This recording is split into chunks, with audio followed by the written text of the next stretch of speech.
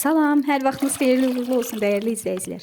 Bugün sizə hazırlayıb və istifadə edərkən razı qaldığım bir qarışım haqqında, gecitkən gübrəsi haqqında danışmaq istəyirəm.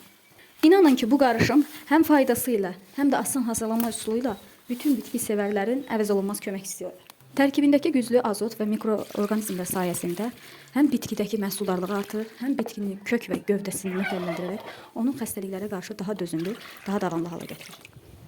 Hazırlanma qaydası da olduqca sadədir. Gecitkən dərilir və iri qaba yığılır, üzərinə keçəcək qədər su əlavə edərək 10-15 gün isti günəşin altında mayalanmağa qoyulur.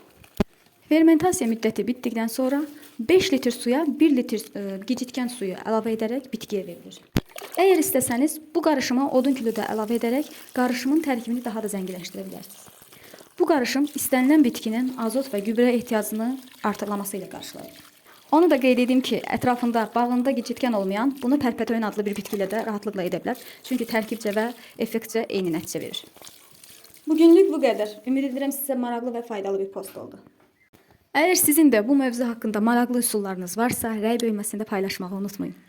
Növbəti videolarda görüşənədək. Hələlik.